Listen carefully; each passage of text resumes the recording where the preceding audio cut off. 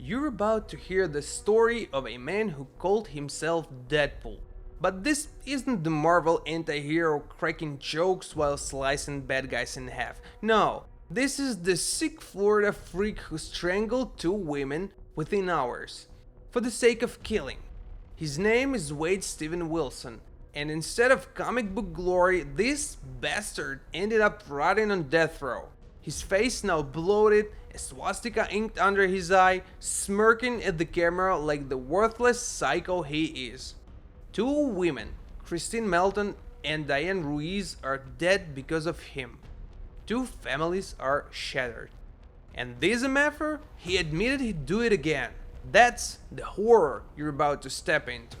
This is not entertainment, it's a look into the mind of a psychopath who took real lives and now faces death himself.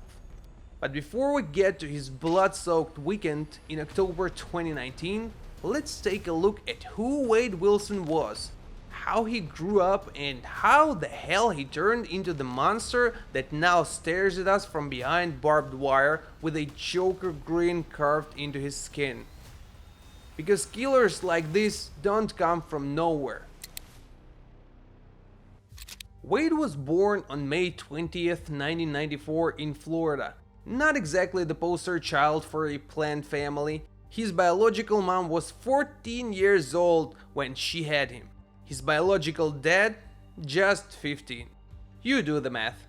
2 teenagers barely old enough to drive are suddenly responsible for a newborn. Of course they weren't ready. So baby Wade was adopted by a couple in Tallahassee, Steve and Candice Wilson.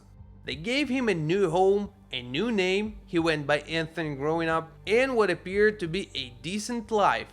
Stable enough at least. He wasn't abused, wasn't living in poverty, wasn't starved or beaten. No excuse to become the predator he is now. But excuses are this creep's favorite tool.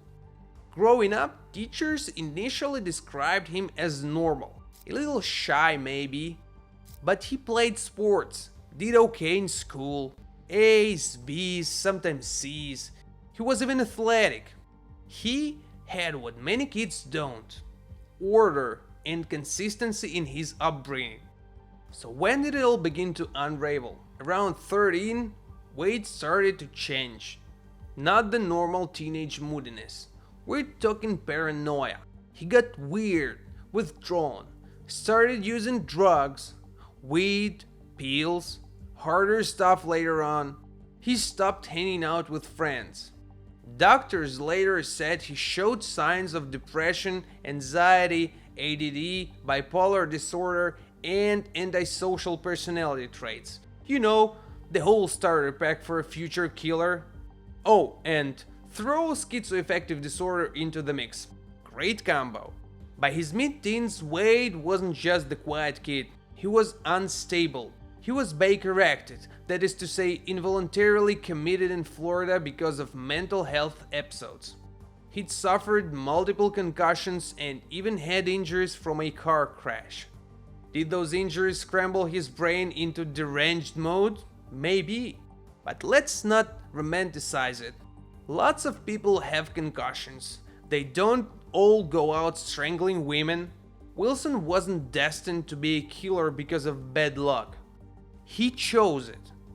And like every good little maniac in training, he started dabbling in crime early. By 2012, Wade was out stealing cars, burglarizing houses, and playing wannabe gangster with firearms. Burglary, assault, fraud, he ticked all the boxes. At just 19, he was already in prison. In November 2013, he received his first prison sentence for burglary and grand theft. Out by September 2014, and guess what? He learned nothing. Prison didn't rehabilitate him, it just sharpened his hatred. By 2015, he was accused of sexual battery and kidnapping. Yeah, this was just a normal young man, right? He was acquitted that time, but his name was already showing up in police files like an inevitable train wreck. 2017, he got nailed for stealing a firearm, another prison stint, out by mid-2018. And while he was out, police even linked him to a murder for hire plot in the infamous Denise Williams case. He was a small fish, but he swam in deadly waters. By 2019, things got darker. An ex-girlfriend accused him of assault and strangulation. This is important. Strangulation, his go-to later. She said he wrapped his hands around her neck. But prosecutors didn't file charges. Another chance to stop him was wasted. By July 1st, 2019, he was back in cuffs for another battery case. Released again. You'd think the system would notice the pattern. Violent lunatic with a taste for control, a history of weapons, burglary, strangulation, drugs. But no, authorities let him walk. And just a few months later, 2 women paid the ultimate price. Remember all the red flags? Head injuries, arrest, strangulation charges, drugs, and paranoia. Society had a dozen warning signs, but like with so many others, nobody connected the dots until the bodies dropped. And the next chapter of the story? It's a nightmare that unfolded in just few hours. 2 women dead, a psycho on the run, and a state left reeling. Here's where we leave petty criminal Wade and meet sadistic killer Wade. Picture this. It's early October 2019 in Fort Myers, Florida. Wade is 25, fresh out of prison, covered in tattoos, high, unstable, and prowling bars like a shark in warm Floridian waters. Kristine Melton, 35, heads out for a drink with her friend Stephanie Sailors, expecting nothing more than another ordinary night. She has no idea that the man she meets, this tattooed nutjob with a smile, has already fantasized about killing. He strikes up a conversation, wins just enough trust to join them, and before long, all 3 leave together. They end up at a mutual friend's house, and later, Kristine invites Wade back to her place in Cape Coral. That night, Kristine made a fatal mistake. The kind you don't get to make twice. Though she couldn't have known it. According to multiple police reports, predators like Wade thrive on deception. And to the law, he was a remorseless predator. At Kristine's home, the mood changed. When Stephanie left, Kristine was alone with Wade. Maybe she thought nothing of it, maybe she felt a flicker of unease. We'll never know. What we do know is that Wade was waiting, and when the moment came, he attacked. He strangled Kristine, hands coiled around her throat like a boa constrictor crushing its prey, tightening until every breath was stolen away. Why? Because as Wade himself admitted later, he killed her for the sake of killing. No robbery motive, no rage-filled fight, just raw, senseless violence. This wasn't a crime of passion, it was a crime of choice. Cold, deliberate, exactly what makes a psychopath terrifying. And the aftermath? This maniac didn't panic. He didn't run in shock. Wade stole Kristine's car keys on his way out, leaving her lifeless body behind like it was garbage. Then he drove off into the Florida night, searching for his next thrill. Hours later, the predator spotted his next victim. Diane Ruiz, a 43-year-old mother, was walking along the road, just going about her day. Wade pulled up, asked her for directions, and lured her into his car. That's how calculated he was, offering a ride, pretending to be a stranger in need of help. But once she was inside, the mask came off. Wade strangled Diane right there in the car, the same vicious way he'd killed Kristine. He wasn't improvising, this was his mark, his twisted fantasy, carried out twice in a single day. And as if strangulation wasn't enough, Wade decided to make her death even more grotesque. He dragged her body out, put her on the ground, and ran her over repeatedly with the stolen car, over and over again. One witness later described Wade's own father quoting him, "It was like spaghetti." He said he got back in the car and ran her over until she looked like spaghetti. That's the level of depravity we're dealing with. 2 women, 2 murders, less than 12 hours apart, no robbery, no sexual assault, no cover-up, just pure sadistic killing. After the killings, Wade didn't keep quiet. Psychopaths like him often can't. They want to brag, to be recognized for their evil.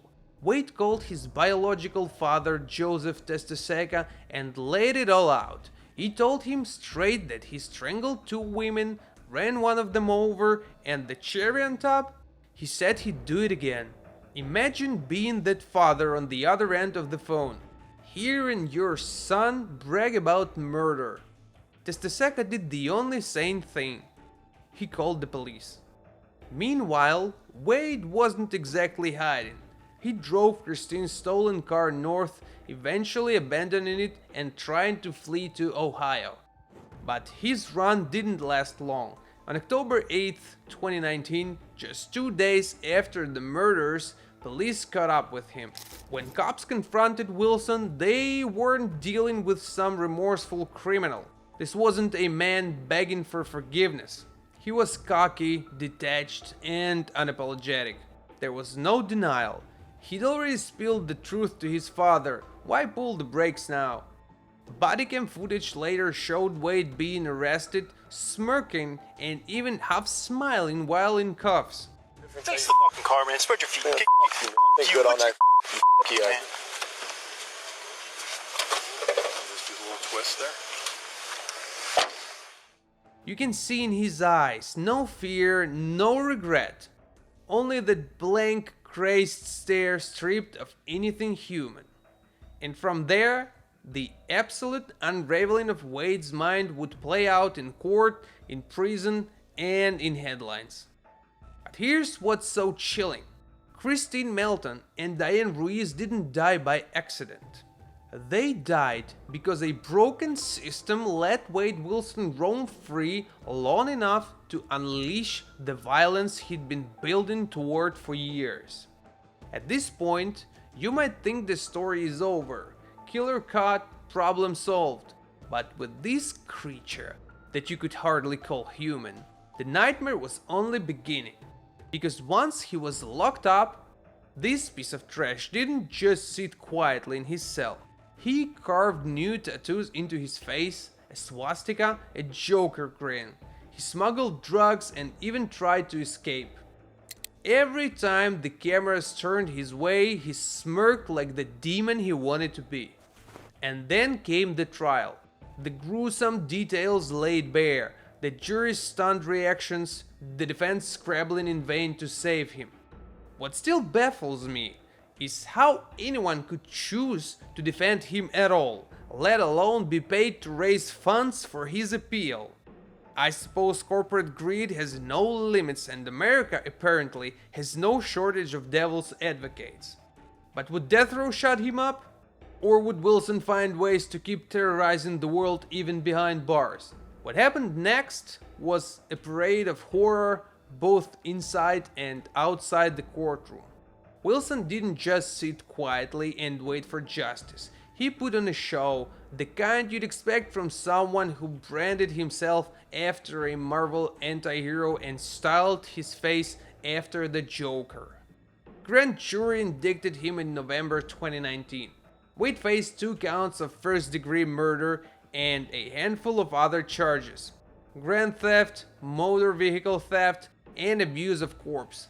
But let's be honest, the only charges that mattered were the murders. Prosecutors were gunning for the death penalty, and they weren't going to let this monster off easy. They painted a clear picture. Wade killed 2 innocent women in less than 12 hours, showed zero remorse, and confessed proudly. The defense? Oh, they tried. They pointed to his long history of mental illness, depression, anxiety, bipolar disorder, even schizoaffective disorder. They brought in a neurologist who testified about Wade's traumatic brain injuries from concussions and car accidents. They tried to spin it as a broken mind that snapped. But let's be honest, the jury saw through it. While waiting for trial, Wilson didn't exactly work on a redemption arc. Nope, he used the time to transform himself into a walking nightmare. First, he tattooed a swastika under his right eye, a clear message to the world: I'm evil and I want you to see it. Then came the grinning skeletal mouth, stretched from cheek to cheek, Joker style. His lips outlined in black ink, his teeth covered in tattooed bone lines. It wasn't just a look, it was a message. I'm not sorry, I'm not hiding, I'm exactly the maniac you think I am. And worse, court officers reported that he smirked throughout proceedings, even as family members of the victims cried on the stand. That hollow smile, it never left his face. In 2023, while awaiting trial, Wade decided to show that he's not only a cold-blooded murderer, but also a plain dumb idiot. He managed to smuggle drugs into jail. How? Visitors. He got people to hide Suboxone, a powerful opioid treatment, inside body cavity areas. Yes, exactly where you think. They'd pass it to him during visits and Wade would keep using it behind bars. Of course, eventually it caught up to him. He overdosed in jail, nearly died, but was revived for some unfathomable reason. So even when he couldn't kill anyone else, he tried killing himself, or at least didn't care if it happened. The smuggling charges resulted in a no contest plea. The judge gave him 12 years for drug smuggling, but they'd run concurrently with his murder sentence. Translation? It didn't matter. He was already heading for death row. Still, it showed just how reckless and shameless this MFer was. Even locked up, he was trying to break rules, smuggle drugs, and feed his addiction. Psycho with a death wish. After years of delays, appeals, hearings, and pure courtroom drama, Wade finally went to trial in June 2024. The jury didn't need weeks or even days, they only needed 2 hours. Guilty.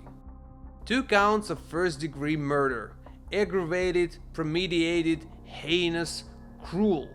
No insanity plea, no mental health loophole. And then came the real question. Would they give him life or death?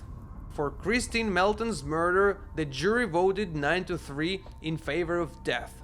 For Diane Ruiz's murder, they voted 10-2 in favor of death. Those numbers were enough. On August 27, 2024, Judge Nicholas Thompson handed down the sentence. These crimes were heinous, atrocious, and cruel. The defendant is sentenced to death. Wade didn't cry, he didn't scream, he barely blinked, just nodded and grinned like the soulless monster he is. After sentencing, Wade was moved to Suwannee Correctional Institution, where he's currently being held. Florida has a separate death row facility, Union Correctional, but he hasn't been formally transferred there yet. As of early 2025, leaked photos showed Wade looking different. No more lean, smug punk. His face is bloated, he's missing teeth, and his once hard stare is dulled. The tattoos are still there, the Joker smile, the swastika, but they're faded, like his menace is finally riding along with him. Is he still dangerous? Hell yes. Is he still capable of violence? No doubt. But for now, he's caged. And for the families of Kristine and Diane, that cage is justice.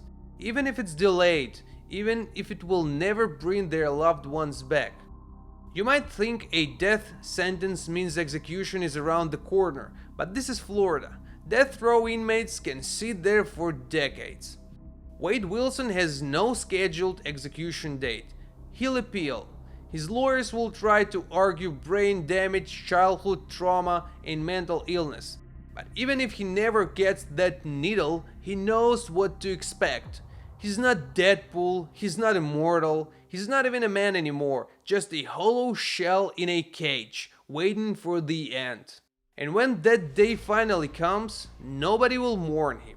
Nobody will say he died too young. Because monsters like him don't deserve peace. At best, they deserve silence and a forgotten grave. But this story didn't end when the gavel dropped. If anything, that was just the end of the public theater. What followed was quieter and in some ways even stranger. Because even caged, even sentenced to die, Wilson squirmed and squealed. Pathetic, conniving, still clawing to manipulate from the shadows.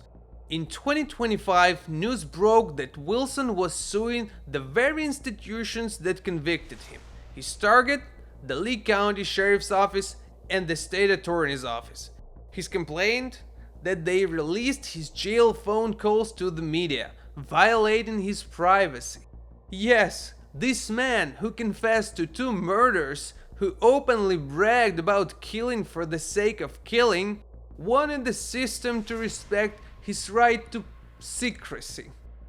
In his lawsuit, he claimed emotional distress, damage, that he was set up and those calls should never have been aired. The very calls he made to friends, family and strangers, some while giggling, some denying the killings, some fishing for sympathy, were legally obtained under Florida's public records law. Prosecutors had used them in court. They were public property. The court didn't even flinch. His lawsuit was voluntarily dismissed in April 2025, but with a clever legal twist, without prejudice, meaning he can try again. Even in defeat, Wade is playing the long game. That's what makes him dangerous. Not just the violence, but the persistence. The phone calls in question weren't your typical inmate ramblings. They were unsettling, strategic. In one call, Wilson downplayed the murders entirely. He claimed he never killed Diane Ruiz at all, said he just dropped her off. In another, he insisted Kristine Melton was fine when he left. These weren't confused mutterings.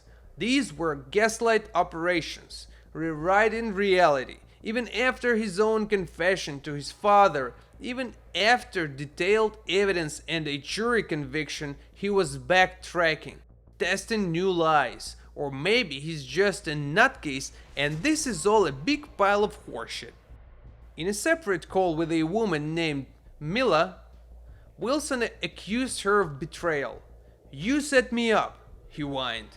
And just like that, the killer tried to paint himself as the victim, the grieving, the abandoned. These calls went viral. Clips were posted on TikTok, YouTube, and Reddit. Listen to this.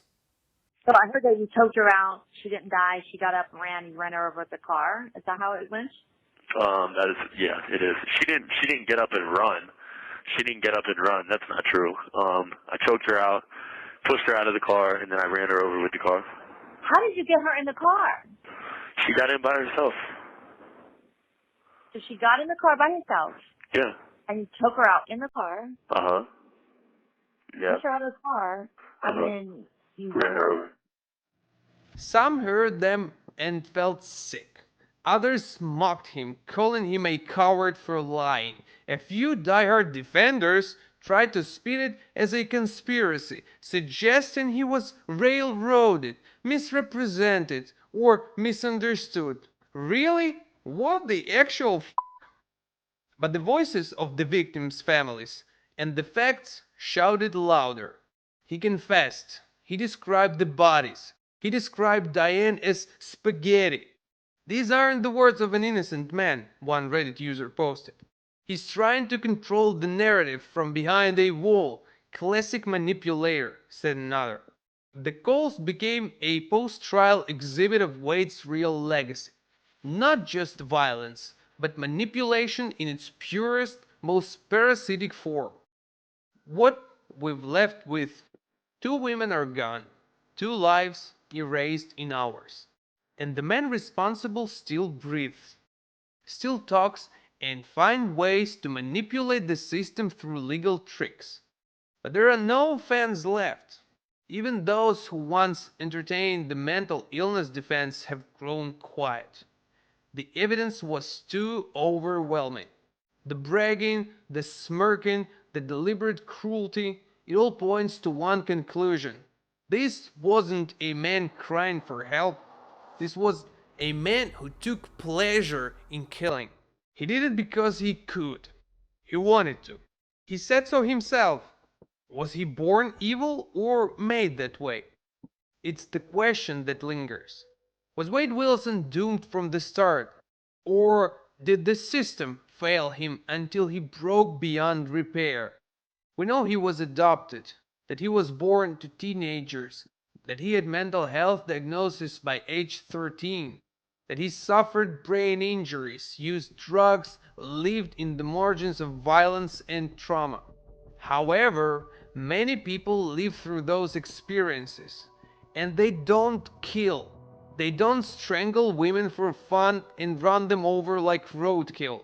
So maybe evil isn't born, maybe it's layered, developed, cultivated.